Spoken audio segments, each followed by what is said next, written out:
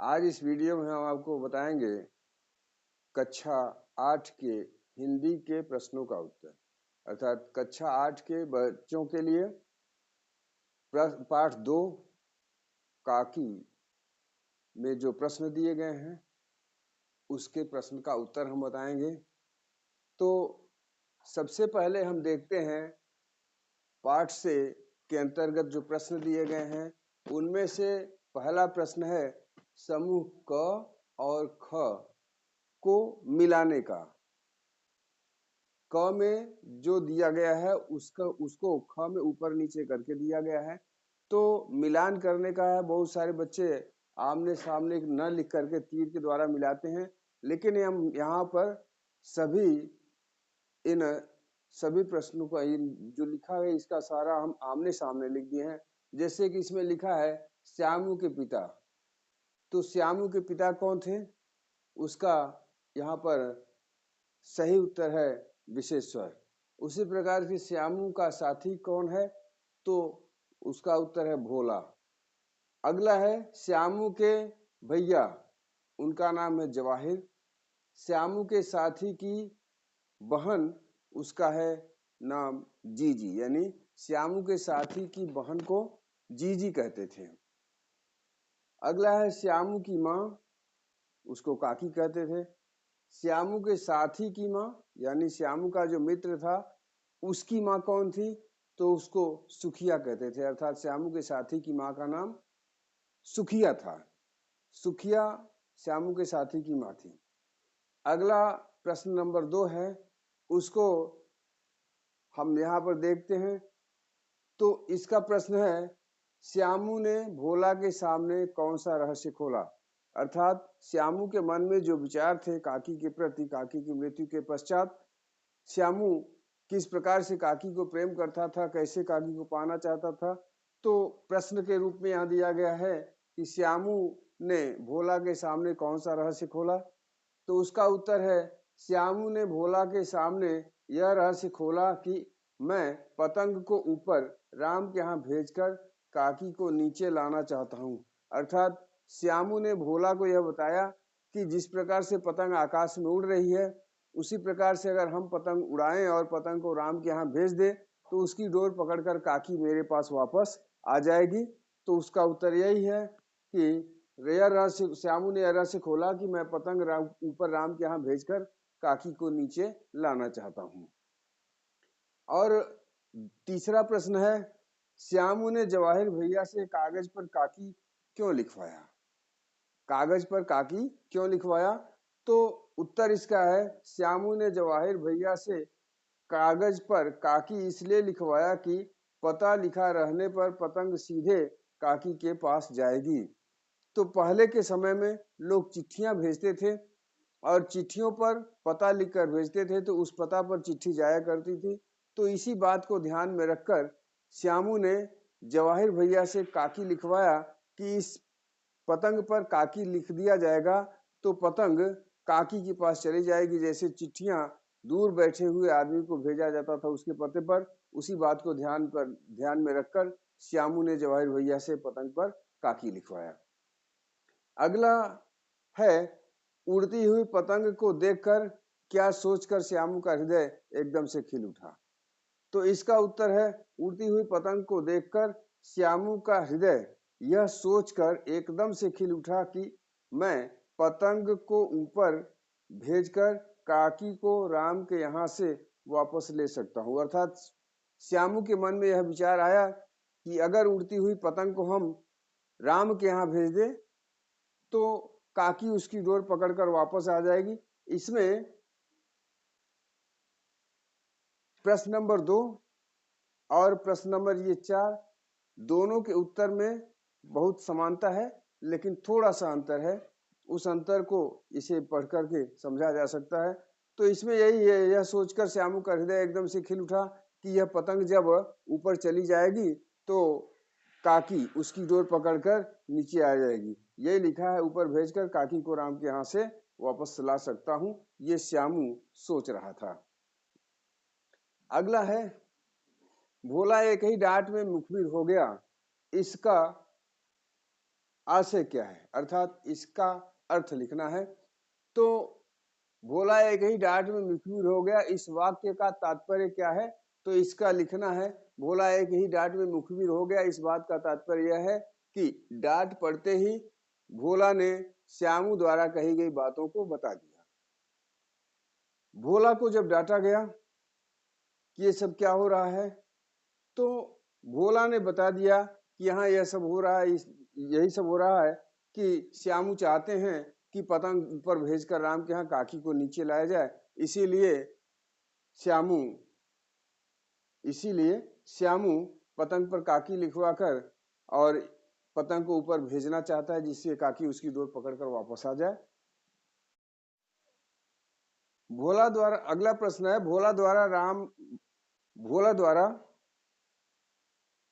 यह सुनकर कि श्यामू पतंग को राम के यहाँ भेजकर काकी को नीचे लाना चाहते हैं, यह सुनकर विश्वेश्वर हतबुद्धि क्यों हो गए? तो इसका उत्तर है, रस्सी से पतंग को तानकर काकी को राम के यहाँ से नीचे उतारेंगे।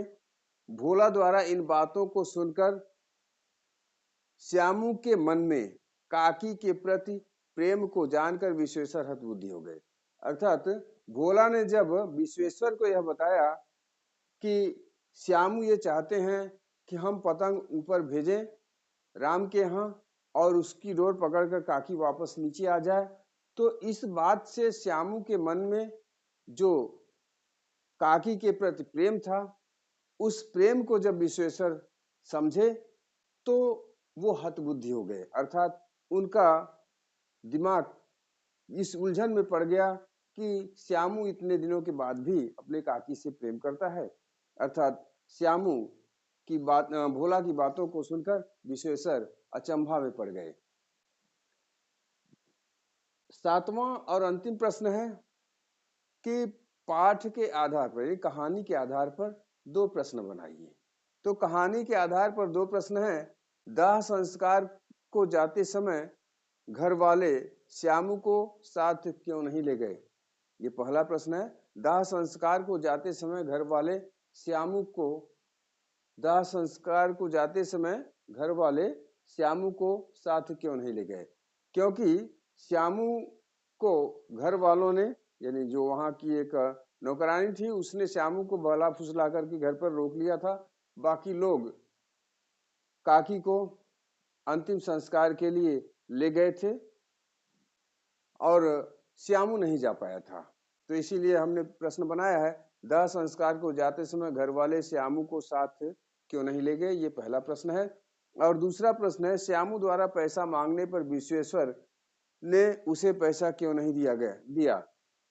तो इसमें पाठ में दिया गया है कि जब श्यामू ने विश्वेश्वर से, यानी अपने पिता से, पतंग के लिए पैसा मांगा था, तो विश्वेश्वर अनमने ढंग से उसको उत्तर देके चलो दे देंगे कह करके उस श्यामू को टाल दिए थे, किंतु उसको पैसा नहीं दिए थे, जिसके कारण श्यामू ने जब पैसा नहीं पाया तो कोर्ट से पैसा चोरी किया और पतंग मंगाया। तो श्यामू को अगर पैसा मिल गया होता तो वह पैसे की चोरी नहीं करता।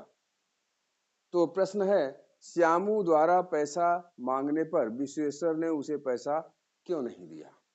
ये प्रश्न क और प्रश्न ख। इस प्रकार से जो प्रश्न नंबर 7 में दिया गया है कि कहानी के आधार पर दो प्रश्न बनाइए, तो ये दो प्रश्न रहे।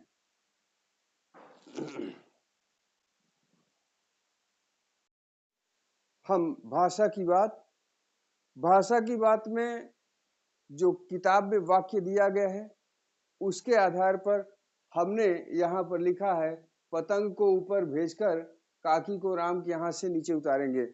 यानी जो किताब में दिया हुआ है उसके अतिरिक्त हमें लिखना है, यानी आपको प्रश्न के रूप में लिखना है। तो हमने पतंग किताब के अतिरिक्त जो लिखा है वो यही है, पतंग को ऊपर भेजकर काकी को राम के यहाँ से नीचे उतारेंगे। तो इसमें व्यक्तिवाचक और भाववाचक, व्यक्तिवाचक और जातिवाचक संज्ञा क्या है ये स्पष्ट करना है। तो इस प्रकार से जातिवाचक संज्ञा पतंग हो गया और व्यक्तिवाचक संज्ञा काकी हो गई। यानी यहाँ पर काकी व्यक्तिवाचक संज्ञा है और पतंग जातिवाचक संज्ञा है। तो आइए देखते हैं दूसरा प्रश्न। दूसरा प्रश्न है वाक्यांश के लिए एक शब्द। तो वाक्यांश के लिए एक शब्द में जो वाक्यांश दिया गया उसको देखते हैं। वाक्यांश है जिस पर विश्वास न किया जा सके, जिस पर विश्वास न किया जा सके शब्द होगा अविश्वसनीय। दूसरा है जिसका स्वर्गवास हो गया हो, शब्द होगा स्वर्गवासी। जो स्वर्गवासी हो गया है यानी स्वर्गवास जिसका हो गया यानी जिसकी मृत्यु प्राप्त हो गई है उसको क्या कहते हैं, तो उसका होगा स्वर्गवासी। जो अपने मन को एकाग्र रखता हो, एकाग्रचित्त, वह स्थान जहां सब जलाए जाते हैं स्मशान। अब आइए देखते हैं मुहावरा, उसके अर्थ और वाक्य प्रयोग को। तो यहाँ पर हमने मुहावरा लिखा है, यहाँ अर्थ है, ये वाक्य प्रयोग है। और इस वाक्य प्रयोग को जो हमने लिखा है इसमें सारे वाक्य किताबों से लिए गए हैं, कहीं अदर से कोई वाक्य नहीं बनाया गया है, दूसरी जगह से कोई वाक्य नहीं बनाया गया है, सब का सब किताब को ही यानी किताब में जो दिया गया है उसी को ध्यान में रख के उसी के सहायता से बनाया गया है। तो जैसे है कुहराम मचना, अर्थ है शोर मचना। श्यामू की नींद खुली तो घर में कुहराम मचा था, यानी श्यामू जब प्रातःकाल सो के उठा तो घर में शोरगुल मच रहा था, यानी काकी की मृत्यु के बाद सब रो रहे थे। अगला वाक्य है हृदय का खिलना, अर्थ है प्रफुल्लित होना। उड़ती पतंग को देखकर श्यामू का हृदय खिल गया। चिंता का मारा होना, विपत्ति में होना। काकी की मृत्यु होने से विश्वेश्वर चिंता के मारे थे, यानी पत्नी की मृत्यु के पश्चात विश्वेश्वर चिंतित रहा करते थे, उसका हो गया चिंता के मारे थे।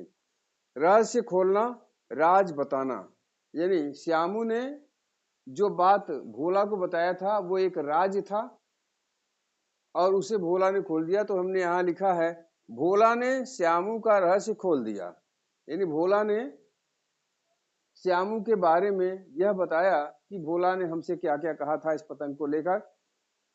हत बुद्धि होना, कुछ भी समझ में न आना, कुछ भी समझ में न आना। हत बुद्धि होने का मतलब यही है, कुछ भी समझ में न आना। काकी के मरने पर विश्वेश्वर हत बुद्धि हो गए, पत्नी की मृत्यु के पश्चात विश्वेश्वर का दिमाग काम नहीं कर रहा था, कुछ भी उनको समझ नहीं आ रहा था, क्या करें क्या ना करें। अब अंतिम प्रश्न है दार, इक, इत, ई, मान तथा वान आदि शब्द प्रत्ययों को लगाते हुए शब्द बनाना है। तो यहाँ पर है शब्द, यहाँ पर प्रत्यय, यहाँ पर विशेषण शब्द, यानी इन प्रत्ययों से जो शब्द बनेंगे वो विशेषण शब्द कहलाएंगे, क्योंकि ये प्रत्यय हैं शब्द के बाद में जुड़ते हैं, अंत में जुड़ते हैं। तो जैसे बुद्धि का मान लगा तो बुद्धिमान हो गया, बुद्धि में मान लगा तो बुद्धिमान हो गया। चौकी में दार लगा, चौकीदार हो गया। उपद्रव में ई जुड़ा तो उपद्रवी हो गया। करुण में इक जुड़ा तो कारुणिक हो गया, करुणिक नहीं हो गया। जैसे इसमें लिखा है चौकीदार उपद्रवी, तो यहाँ पर इक लगेगा तो ये क से का हो जाएगा, तो कारुणिक हो गया। बल में वान जुड़ा तो बलवान हो गया। उत्कंठा में इत जुड़ा तो उत्कंठित, यहाँ छोटी है तो यहाँ भी छोटी ई ही रहेगा। इस प्रकार हमने आपको पाठ 2 काकी के समस्त प्रश्नों का उत्तर बताया। और हमारा वीडियो अच्छा लगता है तो उसे लाइक कीजिए, शेयर कीजिए तथा हमारे चैनल को अधिक से अधिक सब्सक्राइब कीजिए। मिलते हैं जल्द ही दूसरे वीडियो में, तब तक के लिए धन्यवाद।